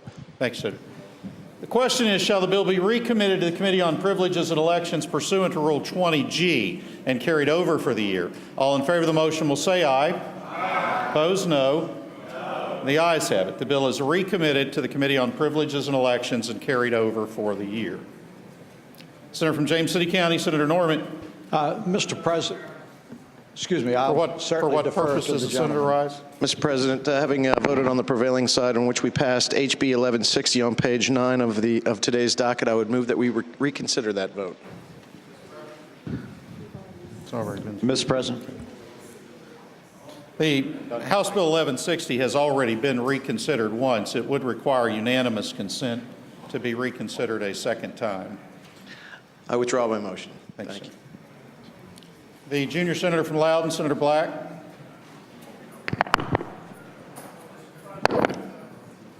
I think my comments have been addressed already. Thank you. Thank you, Senator. Senator from James City County, Senator Norman. Thank you, Mr. President. Inquiry of the clerk, does that complete all of the matters that we can deal with it at this time? We need to waive a House communication. Senator from James City County, Senator Norman. Thank you, sir. I respectfully move that we waive the reading of any communication from the House of Delegates. Question is, shall the reading of the communication from the House of Delegates be waived? All in favor of the motion will record their votes aye. Those opposed, no. Are the senators ready to vote? Have all the senators voted? Do any senators desire to change their vote? The clerk will close the roll. Ayes 37, noes 2. Ayes 37, noes 2. The reading of the communication is waived. Okay. Senator from James City County, Senator Norman. I'm sorry, Senator, we do have 3 items we have to finish. Thank you, Madam Clerk. On House Bill 848, the House has acceded to the request of the Senate for a committee of conference, and the conferees on the part of the Senate is named by the chairman of local government, Senator Smith, or Senators Ruff, Carrico, and Favola. On House Bill 1034, the House has acceded to the request of the Senate for a committee of conference, and conferees on the part of the Senate is named by the chairman of Rules, Senator McDougal, or Senators Hanger, Stewart, and Barker. And the House has acceded to the Senate's request for a committee of conference on House Bill 1124. Conferees on the part of the Senate is named by the chairman of Finance, Senator Stosh, Senators Colgan, Ruff, and Hanger. Thank you, Madam Clerk. Senator from James City County, Senator Norman. Mr. President, inquiry of the clerk again. Now, does that complete all of the matters that we may take care of at this moment? Yes, sir. Madam Clerk, are you aware of whether or not the House of Delegates has recessed and until how long? They have recessed until 3 p.m. Further inquiry, Mr. President. Is it necessary for us to get remaining bills in conference today? Yes, sir. Okay. Mr. President, in a moment I'm going to make a motion that we stand in recess perhaps to 3:15 so that we'll at least have a little bit of time for the House to gear back up. But in light of the fact that we have completed the business that is before us at the time, would it be appropriate through our scheduling to now go to other business where senators may bring up other matters that may be appropriate before the body, including points of personal privilege? It would, Senator. Okay. Thank you, Mr. President. Are there other matters to come before the Senate? The senator from Prince William, Senator Colgan. Mr. President, I'd like to speak on a point of personal privilege. Senator has the floor. Mr. President, ladies and gentlemen of the Senate, I've been doing this business for a long time, and I know many people who worked here as long as I've been around here, and I see new ones every day. But speaking to what the older guys say, they often say, Chuck, It ain't like it used to be. And ladies and gentlemen, it is not like it used to be. Never can I recall a time in my 37 years on this floor that I have seen so much animosity and criticism from members of this body. I go back to my very first session. The session ended on a Sunday morning, and it had gone on all night. I was in my car and on my way home. I was driving up 95, and I can remember how elated I was that I had the opportunity to be a Virginia senator for just 60 days. And I had the honor and the opportunity to work with some of the finest people I'd ever met. Now, the 40 members of that body was an all-male body, unfortunately. We had one minority member, Senator Wilder. But these men exercised every courtesy, and to everyone and to themselves. And when I came here, one old gentleman said to me, the only thing that's really expected of you is that you be a gentleman. And this floor was filled with 40 gentlemen. On January 11th of this year, we were all sworn in to begin our 4-year term. It was a sad day for the Democrats because they lost every chairmanship and were removed from some of their committees. I know how hard it was because I lost my job, Senate Finance Committee Chairman. I also lost the office of President pro tempore, and I lost my office on the 6th floor. Since I was no longer a member of the state Senate leadership team, my legislative aide took a deep cut in pay. I tried to live by the rules, and rules are rules. And I was going to obey the rules and do everything I could to help the chairman of the Finance Committee, Senator Stosh. I hope I have succeeded. He is a fine man. I enjoy working with him. And I promised him I would work as hard as I could to help on the budget. And we have done that from the very beginning. We are now beginning to work into the night. Yesterday, I received a copy of a letter written to the governor by the Democratic leadership that spelled out what they would like to see in the budget. And I will do my best to help them attain their goal. But they must understand that nobody gets everything you want. And we may have to do something. We'll have some meetings on that. I'll put it that way. But I want to assure you, Senator Howe and I will do our best. Now, I'd like to talk a moment about taxes. Yesterday, we heard some sharp criticism of the minority leader on some tax legislation which he had voted for. Let me tell you a few things about taxes. Do you know in Virginia we have not had an individual tax income increase in 41 years? We have not had an increase in corporate income taxes for 41 years. We have not had an increase in the gasoline tax for 27 years. And did you know that in 1966, at the urging of Governor Godwin, we adopted a 4% sales tax? Can you imagine a governor today supporting a 4% sales tax? Wow. In 46 years, since that tax was adopted, it has increased by 1%. 1% over 46 years. Once under 0.5% under Governor Blouse and 0.5% under Governor Warner, and the Blouse 0.5% was dedicated to transportation. What would Mills Godwin say today about his idea on the sales tax and the community college system? He was a visionary. And oh, Lord, where have the visionaries gone? Where have they disappeared to? Well, let me say, we cannot expect to create the kind of hostility that now exists in this body. At the same time, expect the chairman of the Finance Committee and others to sit down and negotiate a budget with the House. Ladies and gentlemen, it just doesn't work that way. We have to work together. I hope in the not-too-distant future we can conclude our work here and address the request by the Senate Democrats as well as the Republicans, and we can all go home. I don't want to stay here till June or May, even April. But between these two bodies and at the present time, there is a ravine represented by this aisle. And ladies and gentlemen, if we're not careful, we're going to make that ravine so wide we can't cross it. And that indeed will be a tragedy. Now, if you want this budget and you're really serious about it, then help us. And stop being obstacles by your rhetoric and by your accusations. I remember something Winston Churchill once said.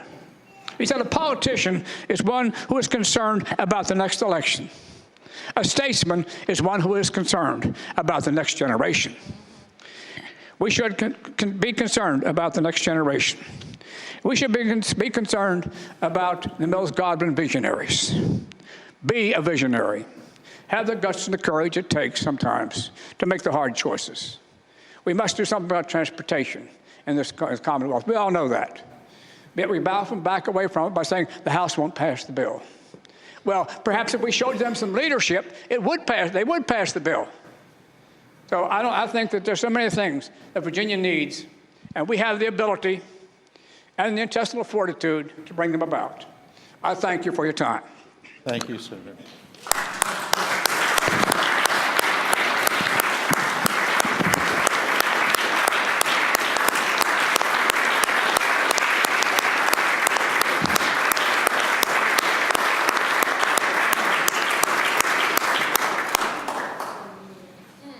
Senior Senator from Henrico, Senator Stosh. Thank you, Mr. President. A point of personal privilege. Senator has the floor. Mr. President, ladies and gentlemen of the Senate, I've had the occasion to serve on the Senate Finance Committee for a number of years now and work very closely with the senator from Prince William, and I cannot recall an instance in which we have not had a working relationship that was cordial and directed towards doing what was best for the people of the Commonwealth. To the best of my knowledge, we've never had a crossword or any instance of less than working cooperatively, and I really appreciate his remarks today and his interest in wanting us to do what we're sent here to do, and that is to complete the work of the citizens of the Commonwealth. Recently was shared with me a letter that was sent to the governor from members from the majority leader and the caucus leader, and there were certain matters included in that letter that we have not heretofore considered in the budget process. So in order to advance this process, I would respectfully invite you to take the next step in the normal budgetary process by presenting your requests in the form of budget amendments drawn to the House bills that are now pending before the Senate Finance Committee. By placing your requests in that standard format, then the Finance Committee will be able to consider them. Since the release of that letter yesterday, and I've received a copy of it, the Senate Finance staff has attempted to review those requests, and the initial analysis indicates that the aggregate requests are $150 million in general funds and $300 million in non-general funds. Now, these amounts vastly exceed any available resources that we've identified thus far in the budget preparation process. So in preparing your amendments, I would ask you to please remember that our budget must be in balance. There were minimal unappropriated balances sent to us when the governor submitted the budget. So it has to be in balance, so when we consider the amendments, it would be appropriate for anyone who proposes amendments to offer counter amendments as to where those amounts will be paid for. So we cannot throw our budget out of balance by adding $150 million without taking it from someplace. I plan to call a meeting tomorrow, the Senate Finance Committee at 10 o'clock to again consider the budget pending before us, and it would be timely and appropriate if you would seek out the Senate Finance Committee staff to help draft any amendments that you would like to present at that time. And they have been instructed to work with you as closely as they can in helping you comply with that normal process. So, Mr. President, I would announce that we'll have a Finance Committee meeting at 10 a.m. tomorrow to consider the two budget bills and any amendments that may be proposed. Thank you, Senator. Senator from Portsmouth, Senator Lucas. Thank you, Mr. President. I'd like for the senior senator from Henrico to stand for a question. Will the senior senator from Henrico yield for a question? Yes, sir, I will Senator yield. yield. Senator from Portsmouth, Senator Yes, sir. Lucas. Mr. President, I would ask the senator from Henrico if those of us who had already submitted budget amendments and had identified the source For example, when my budget amendment was placed, I asked for the money to come out of the bond proceeds to help reduce the cost of the tolls in the Hampton Roads area. Would I need to resubmit that budget amendment, or would that be sufficient? Especially since I gave that same request to the governor. The senior senator from Henrico, Senator Stosh. Mr. President, I would say to the gentlelady that if she has submitted a budget request that is repeated in the letter, and she indicated the source, that would be sufficient. Thank you, Mr. President. I thank the gentleman from Henrico. Thank you, Senator. Are there other matters to come before the Senate? The senator from James City County, Senator Norman. Mr. President, I would now respectfully ask that the Senate stand in recess until 3:15, and hopefully when we return, we'll have a number of bills that we can begin to put in conference, so you may get on with your activities of the day. Thank you, Senator. Without objection, the Senate will stand in recess until 3:15 p.m.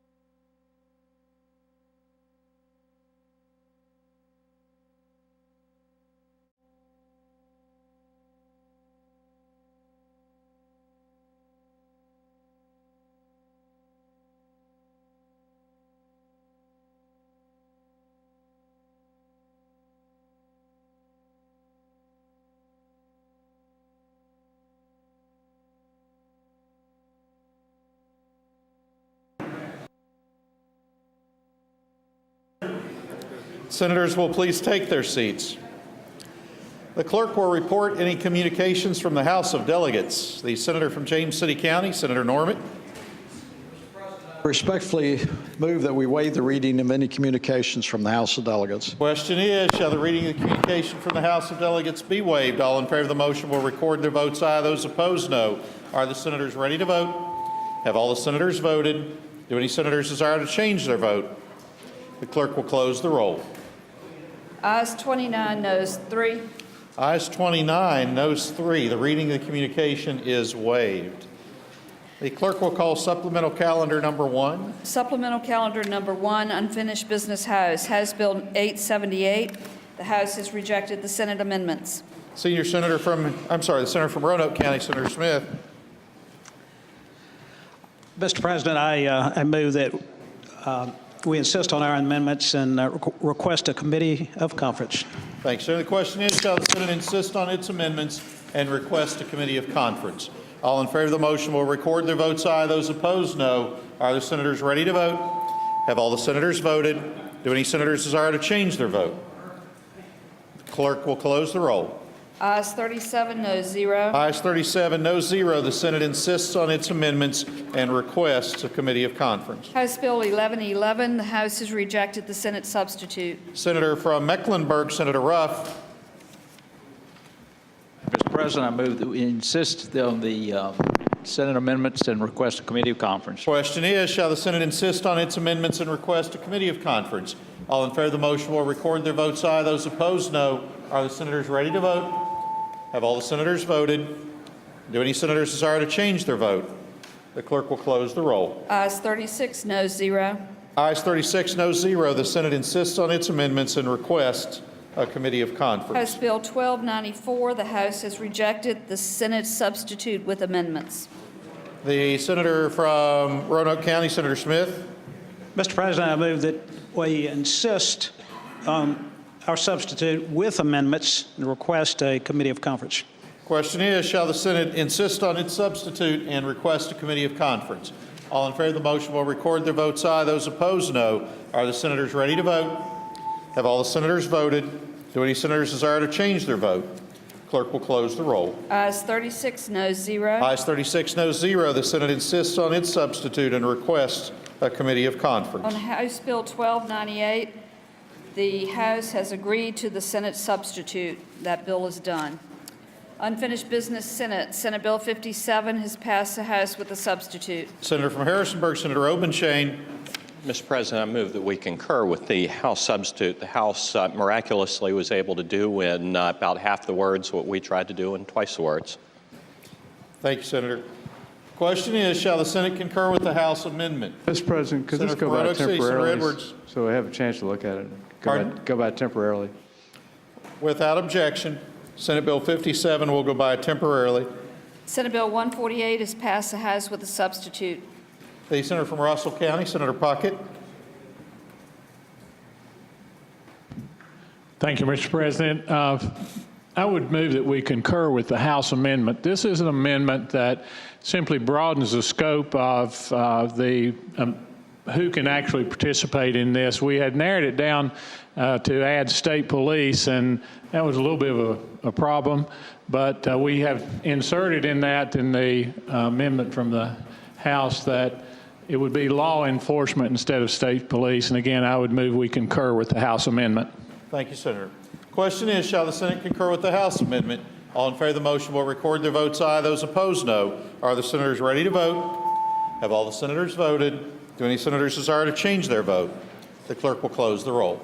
Ayes 35, no 0. Ayes 35, no 0. The Senate concurs with the House amendment.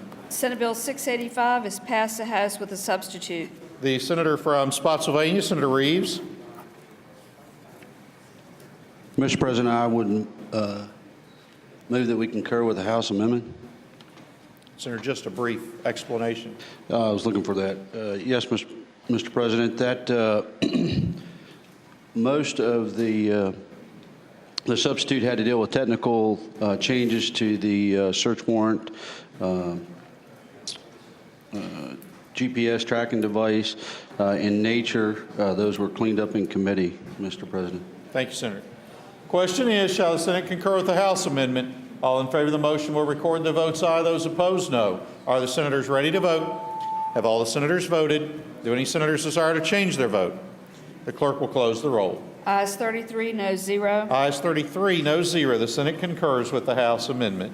Senate Bill 41, the House has insisted on its substitute and request a committee of conference. The senator from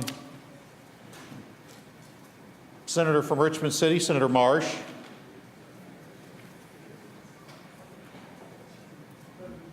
Accede to the House request for a committee of conference. Thank you, sir. Question is, shall the Senate accede to the House request for a committee of conference? All in favor of the motion will record their votes aye. Those opposed, no. Are the senators ready to vote? Have all the senators voted?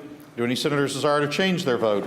The clerk will close the roll. Ayes 39, no 0. Ayes 39, no 0. The Senate accedes to the House request for a committee of conference. Conferees on the part of the Senate on Senate Bill 41 is named by the Chairman of Finance, Senator Stosh, or Senators Marsh, Newman, and Vogel.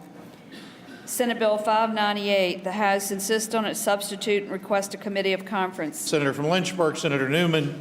Mr. President, I move that the Senate accede to the request for a committee of conference. Question is, shall the Senate accede to the House request for a committee of conference? All in favor of the motion will record their votes aye. Those opposed, no. Are the senators ready to vote? Have all the senators voted? Do any senators desire to change their vote? The clerk will close the roll. Ayes 40, no 0. Ayes 40, no 0. The Senate accedes to the House request for a committee of conference. Conferees on the part of the Senate on Senate Bill 598 is named by the Chairman of Education and Health, Senator Martin, or Senators Newman, Barker, and Black. Senate Bill 217, the House insists on its substitute and request a committee of conference. The Senator from Southern Fairfax, Senator Barker. Mr. President, I move that we accede to the House request for a committee of conference. Question is, shall the Senate accede to the House request for a committee of conference? All in favor of the motion will record their votes aye. Those opposed, no. Are the senators ready to vote? Have all the senators voted? Do any senators desire to change their vote? The clerk will close the roll. Ayes 40, no 0. Ayes 40, no 0. The Senate accedes to the House request for a committee of conference. Conferees on the part of the Senate on Senate Bill 217 is named by the Chairman of Education and Health, Senator Martin, or Senators Barker, Martin, and Newman. Senate Bill 603, The House insists on its substitute and request a committee of conference. Junior Senator from Virginia Beach, Senator McWaters. Mr. President, I move that the Senate accede to the House request for committee of conference. Question is, shall the Senate accede to the House request for a committee of conference? All in favor of the motion will record their votes aye. Those opposed, no. Are the senators ready to vote? Have all the senators voted? Do any senators desire to change their vote? The clerk will close the roll.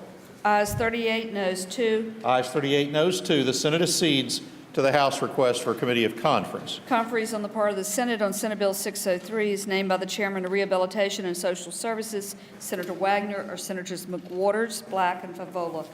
Senior Senator from Virginia Beach, Senator Wagner. Mr. President, when I came back to my office after a break in the session, I learned that Steve Bowman, the Commissioner of the Virginia Marine Resource Commission, has announced his retirement. And I have a commending resolution on my desk. I'd like to make it a joint resolution. Therefore, I'd ask unanimous consent to introduce a joint commending resolution. Thank you, Senator. Not exactly the right time. Thank you. We'll do it. We have one more bill to clear. Can we do that one, and then we'll come back to if we could return to page 3 and Senate Bill 57. Senator from Harrisonburg, Senator Obenshain. Mr. President, move to concur with the House amendment. Members of the Senate, just in case you don't remember this bill, this is the Golden Week bill, the so-called Golden Week, where you can register and cast an absentee ballot in person at the same time. You can walk into a registrar's office and register and vote in person absentee. The language that left the Senate had some complicated language about checking databases before sending the absentee ballot out. The House simply said it's a simple matter of holding the absentee ballot for 5 days. So this was a 2020 vote before, and if you liked it before, you'll like it now. If you didn't like it before, you won't like it now. Thank you, Senator. The question is, shall the Senate concur with the House amendment? All in favor of the motion will record their votes aye. Those opposed, no. Are the senators ready to vote?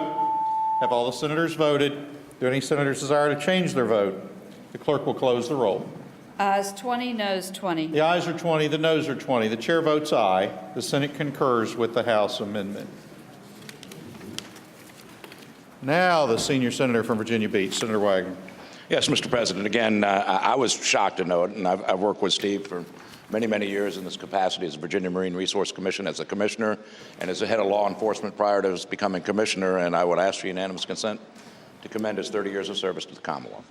The question is, shall the Senate grant unanimous consent for the introduction of the joint resolution as described by the senior senator from Virginia Beach, Senator Wagner? All in favor of the motion will say aye. Aye. Opposed, no. The ayes have it. The Senate grants unanimous consent for the introduction of the resolution.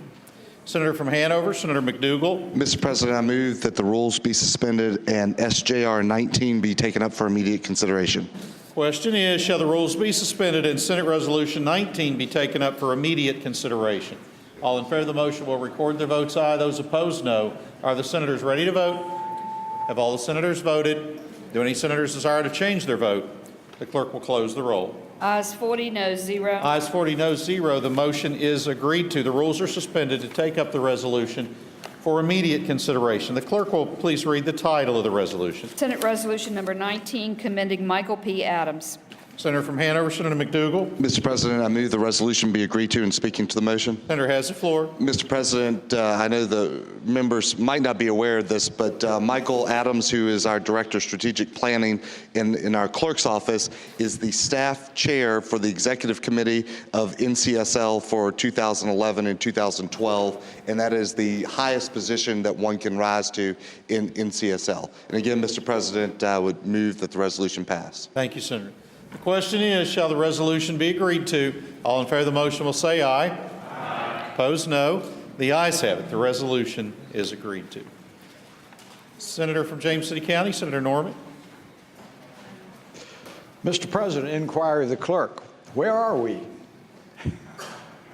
We are in Richmond, Virginia, in the Senate chamber, the Capitol, I think. Mr. President, there's some that have accused us of being in Disneyland, but that's another story. Where are we? Where are we as far as putting bills in conference, Madam? We have 3 outstanding that we're waiting to hear from the House on. Mr. President, should we just stand in bated recess? Just stand at ease. They are in recess until 4:45. No. Mr. President, I would respectfully ask that we stand in recess until 5. Without objection, the Senate will stand in recess until 5 p.m.